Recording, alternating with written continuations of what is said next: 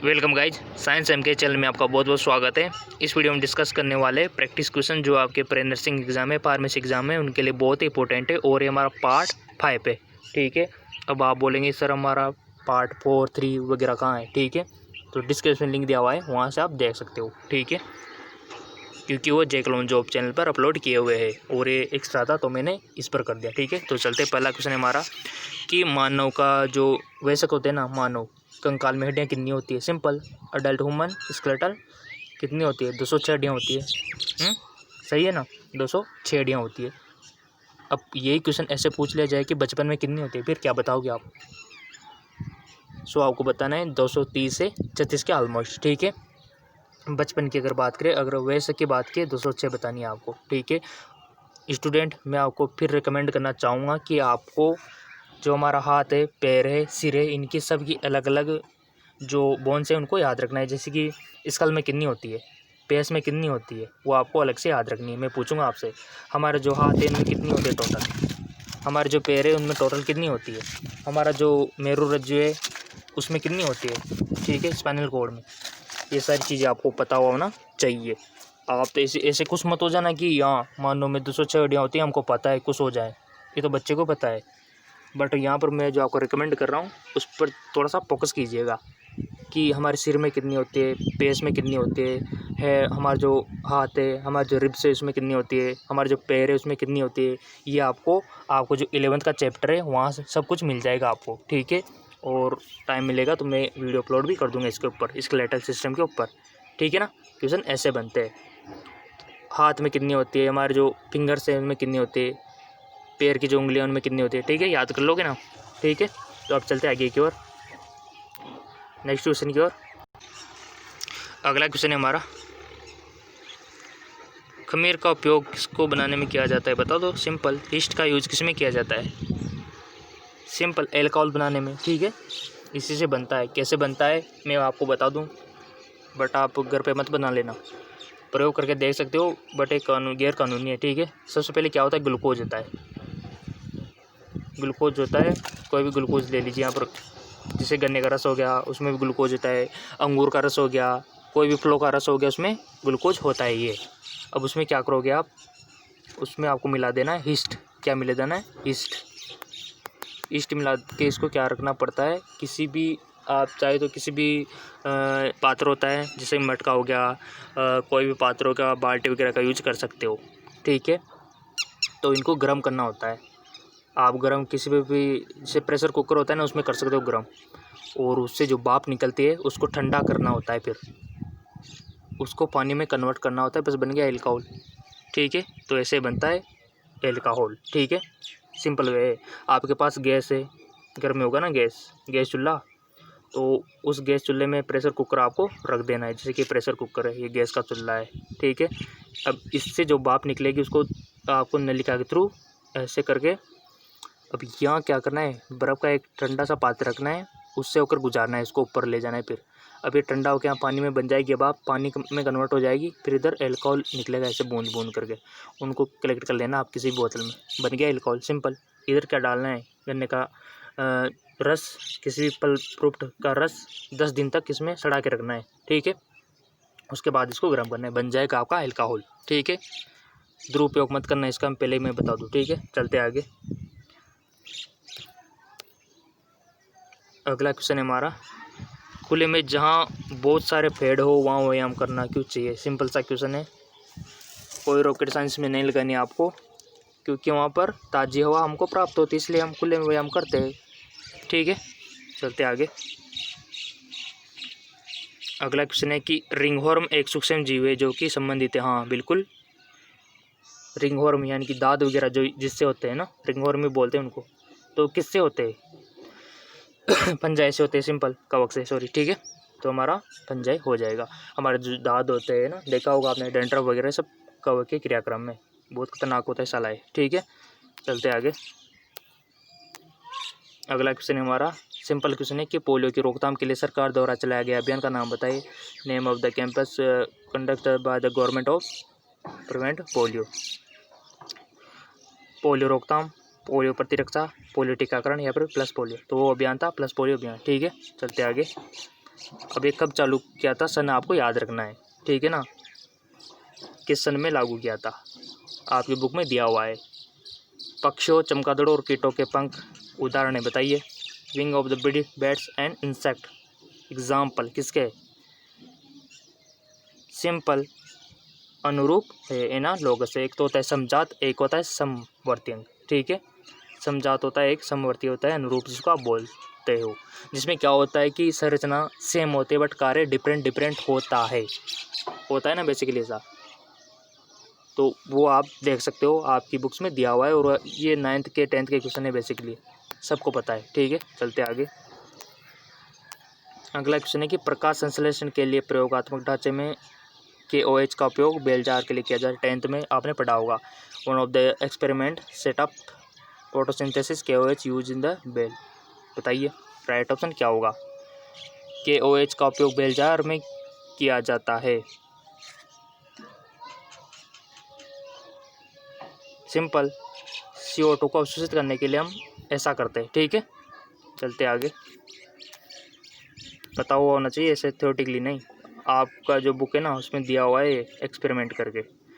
बहुत ही अच्छा क्वेश्चन आ गया, और इसके चांसेस है रिपीट होने के कि निम्नलिखित में से कौन सा एक संक्रामक रोग नहीं है। Which of the following is not communicable disease. इस प्रकार के क्वेश्चन अक्सर पूछ लिए जाते हैं, यानी कि आपको यहाँ पर जितने भी डिजीज़ दिए हुए हैं उनके बारे में पता हुआ होना चाहिए, और होना भी चाहिए। मैंने स्पेशल वीडियो ऑलरेडी बना रखा है आपके लिए, डिस्क्रिप्शन लिंक दे दूंगा, वहाँ से आप देख सकते हो रोगों के बारे में, कौन से रोग क्या होते हैं, संक्रामक होते हैं या असंक्रामक होते हैं, किसके कारण होते हैं, ये सब मैंने बता दिया है और ब्रीफली डिस्कस भी कर दिया है, ठीक है। तो आप जाके देख सकते हो, अगर नहीं देखा है तो।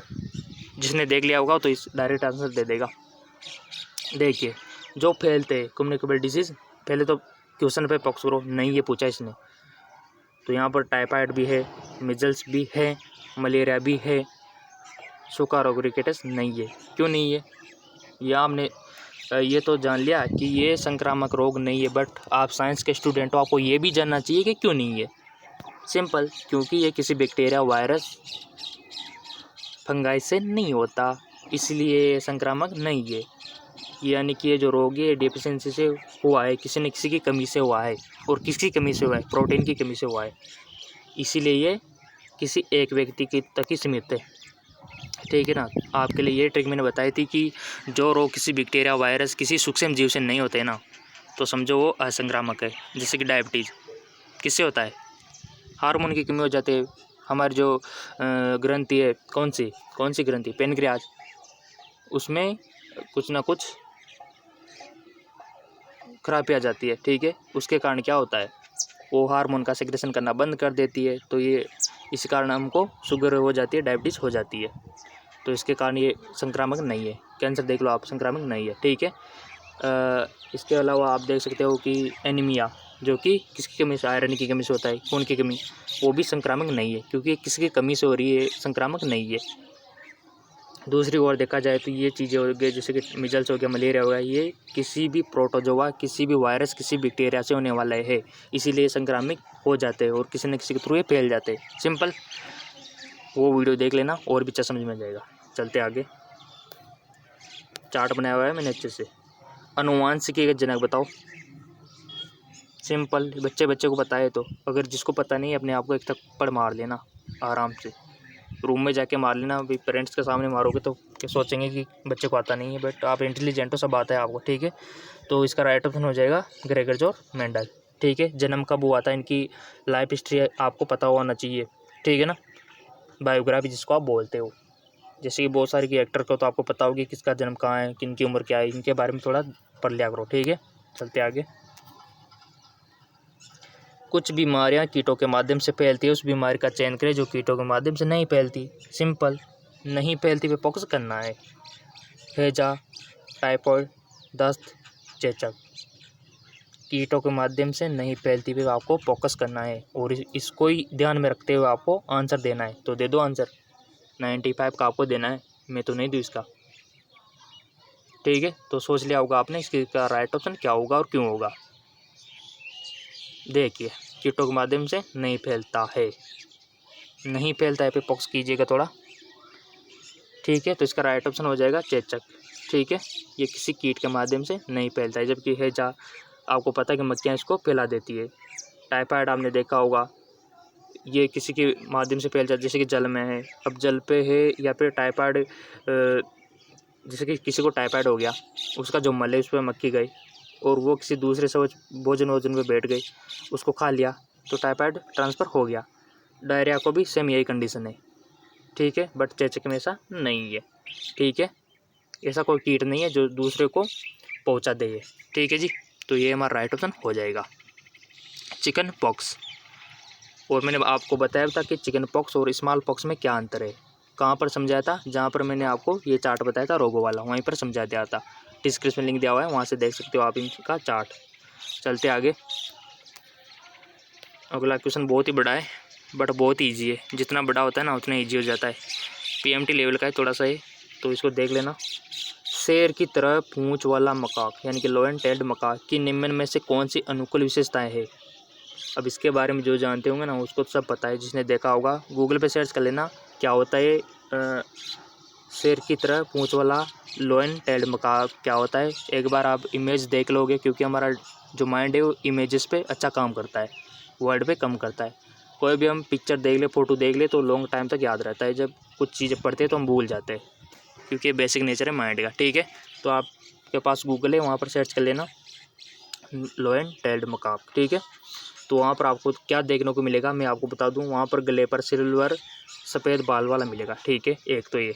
और दूसरा है कि यह बीजों नए पत्तियों तनों खुशबू और कलियों पर भोजन करता है। इनकी ये विशेषता आपको पता होना चाहिए, ये दोनों आपको पता है तो आपको राइट ऑप्शन भी आ जाएगा, ठीक है। बड़े कान नहीं होते और मोटी त्वचा ये सब नहीं होती, ठीक है। ये दो चीज़ें याद है तो इसका राइट ऑप्शन हो जाएगा, यानी कि फर्स्ट और थर्ड सही है, यानी कि ये वाला हो जाएगा, ठीक है। केवल फर्स्ट और थर्ड, तो हमारा राइट ऑप्शन क्या होगा, थर्ड, ठीक है। चलते आगे,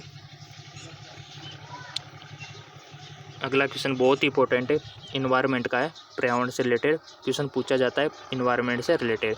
ओजोन की उस विशेषता की पहचान करें जो यथार्थ हो, बताइए क्या पहचान है ओजोन की। मांसपेशी कमज़ोर होती है, पेट पर अल्सर होते हैं, जी बिल्कुल नहीं। सुनने की क्षमता को प्रभावित करता है, जी बिल्कुल नहीं। तीन तो बिल्कुल ही नहीं आएंगे, तो बचा क्या, लास्ट एक ही बचा, तो ये आएगा ओजोन में त्वचा का अनावरण होना, यानी कि त्वचा में छेद होना, यानी कि त्वचा ओजोन का हटना क्या होता है, कैंसर का लक्षण है, त्वचा कैंसर का बनता है, क्योंकि उससे जो पराबैंगनी किरणें हैं वो पृथ्वी तक आ जाएगी, और जो पृथ्वी पर जो इंसान है उनको स्किन कैंसर हो जाएगा, ठीक है। तो राइट ऑप्शन हमारा फोर्थ हो जाएगा, ठीक है, सिंपल। और आजकल सुनने में आया है कि छेद हो रहा है इसमें बहुत खतरनाक, तो इससे हमारे जो बर्फ़ है ना ध्रुव पर वो पिघल जाएगी और पृथ्वी डूब जाएगी, ठीक है, अगर ऐसा ही वातावरण रहा तो। टेम्परेचर आपको पता होगा चूरू में, यहाँ पर बहुत सारे जो सिटीज़ है वहाँ पर 50 के अबाउ ये अभी टेम्परेचर गया था। ऐसा किस लिए हो रहा है, इसी कारण हो रहा है, 50 के ऊपर टेम्परेचर होना छोटी मोटी बात नहीं है। अब आने वाली पीढ़ियाँ क्या करेगी, उनको तो 60 से भी गुजरना पड़ेगा, फिर तो 70 पे भी जाएगा, ऐसे ऐसे करके विनाश हो जाएगा, ठीक है। तो जितना हो सके पर्यावरण की रक्षा करो, ज़्यादा से ज़्यादा पेड़ लगाओ, ट्रैफिक का यूज कम करो, जैसे कि मोटरसाइकिल हो गया, वाहन हो गए, साइकिल चलाओ ना सबसे बेस्ट। तो वातावरण तो देखो इंसान ही इसको नष्ट कर रहा है आजकल, अंधाधुंध कटिंग हो रही है पेड़ों की, आपने देखा होगा, ठीक है, पेड़ों को काटा जा रहा है। वाहन देखो, दिल्ली में देखा होगा सबसे ज़्यादा धुंध छा जाती है प्रदूषण से दिल्ली की सड़कों पे, ठीक है। तो ऐसा पर्यावरण का विनाश हो रहा है, बहुत सारे और भी कारण है, ठीक है। चलते आगे, उस समूह की पहचान करें जिसमें केवल जीव निम्न अपशिष्ट सम्मिलित है, कर लो पहचान। Identify the group the contain only biodegradable waste.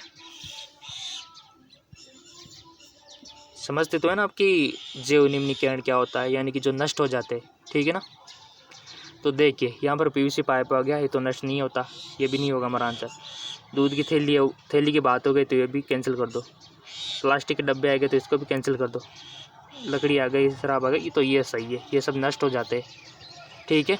तो ये हमारा राइट ऑप्शन हो जाएगा जी, ठीक है। तो इस प्रकार आप आंसर दे सकते हो वहाँ पर भी, और दोगे आप, मेरा विश्वास है, ठीक है। चलते आगे, चैनल पे जाके देख लो, आपको सारी जानकारी मिल जाएगी नर्सिंग, फार्मेसी, पैरामेडिकल की। फिर नहीं मिले तो आप कमेंट कर सकते हो, ठीक है। वह हार्मोन जो किशोर बालकों में गौण लैंगिक लक्षणों के विकास में महत्वपूर्ण भूमिका निभाता है, बता दो यार। सिंपल है इसका तो, टेस्टोस्टेरोन, महिलाओं में एस्ट्रोजन, इसी के कारण विकास होता है, ठीक है। चलते आगे। हार्मोन के ऊपर शायद वीडियो बना दूंगा, मैं भी नहीं बनाया, चैनल पे देख सकते हो, एक बार बनाया था मैंने, बट उसमें ब्रीफली डिस्कस नहीं किया था, ठीक है। एब्सिसिक एसिड निम्नलिखित में से कौन से फंक्शन करता है, बता दो। एब्सिसिक एसिड प्लांट हार्मोन है, पढ़ा होगा आपने NCERT 11th में। आई होप आपने 1 ऑप्शन सेलेक्ट कर लिया होगा। इसका राइट ऑप्शन हो जाएगा कलियो और फ्लो का समय पूर्व गिनना। ये किसके कारण, एब्सिसिक एसिड जो हार्मोन है, तो इसके कारण ही जिम्मेदार है, ठीक है। तो राइट ऑप्शन ये हो जाएगा। सो ये हमारा पार्ट 5 कंप्लीट है और हमारे प्रैक्टिस क्वेश्चन यहाँ पर हो चुके हैं। इसके बाद हम केमिस्ट्री फिजिक्स का नंबर लेंगे, सिंपल सी बात है, ठीक है। बायोलॉजी हमने बहुत कर ली, अब फिजिक्स और केमिस्ट्री का लेंगे। बट आपको रिकमेंड करूँगा कि आपको अगर पर एग्ज़ाम पास ही करना है, इंट्रेंस एग्ज़ाम पास ही करना है, तो इसका पार्ट 4, 3, 2, 1 भी देख लीजिए। अब आप बोलेंगे सर कहाँ है, तो नीचे डिस्क्रिप्शन में लिंक दिया हुआ है, डिस्क्रिप्शन में वहाँ जाके आप देख सकते हो, नीचे डिस्क्रिप्शन लिंक मिल जाएगा पार्ट 4 का आप देख सकते हो। फिर आप वहाँ पर तरीका मिल जाएगा, तो इन सबको आप देख सकते हो ईजिली, ठीक है। बहुत ही अच्छे क्वेश्चन है और बहुत से क्वेश्चन रिपीट भी होते हैं इनमें से, ठीक है। तो देख लीजिए।